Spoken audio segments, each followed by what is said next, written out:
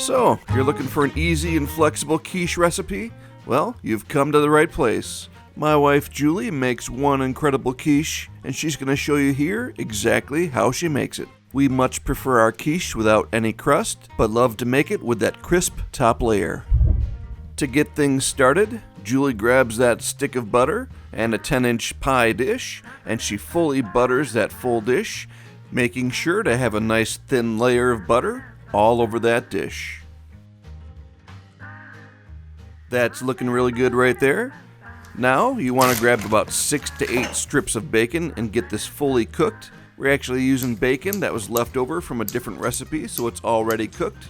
We're going to cut this into those small pieces, spreading that out over the dish. And this is certainly one of those moments where you can do some customization. A lot of times we do substitute this out with bits of sausage or with small bits of ham.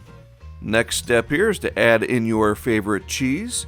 We go with shredded sharp cheddar cheese, and we go with 4 ounces of that right over the top of the bacon. And this is certainly a perfect time to experiment with your favorite mix of 4 ounces of cheese. And I can't resist checking out what our daughter Grace is doing here. She's making a nice batch of sourdough bread, and I tell you what, that batch turned out pretty darn good. So I'm trying to get her to make a video with me on her sourdough bread. We'll see how that goes.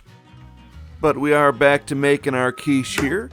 Julie's got her 3rd egg going into that blender, and she's going to follow that up with 1 more. Oh, she lost count, just making sure. Yep, there's egg number 4 going into our blender.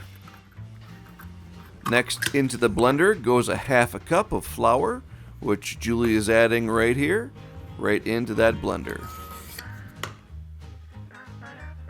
There we go.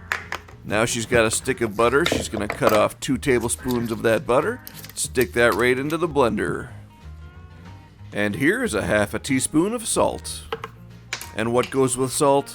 You guessed it, a 1/2 teaspoon of pepper.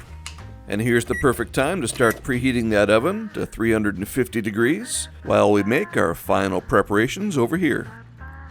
And we continue on here with 1.5 cups of milk right into the blender.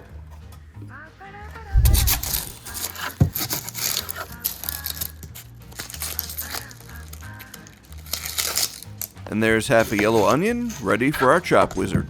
You took out the new one? Oh, it's broken right here.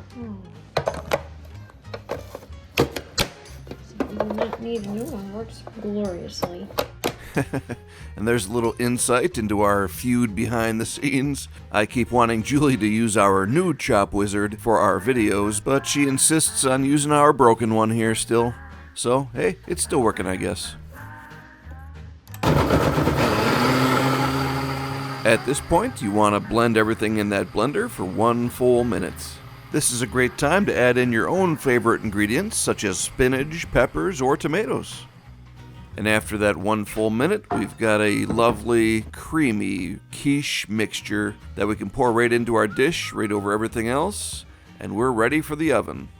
And as you watch Julie fill this up, you can see that this fills that dish up right up to that rim. Absolutely perfect. And now it's time for the oven, and we do this in 2 stages. Stage 1 goes in the middle rack for 350 degrees, 35 minutes. And after that, it looks like this. Yeah, let's see how it's like.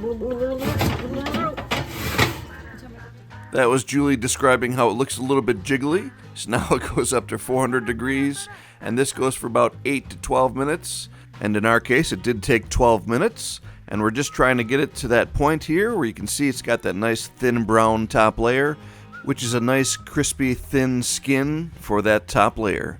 Then at this point here, we're just letting this sit on the island to cool off just for about 4 to 5 minutes. Then we're on to my favorite part, serving it up. Quiche is certainly a breakfast food traditionally, but we have it for dinner quite often. It is just so good.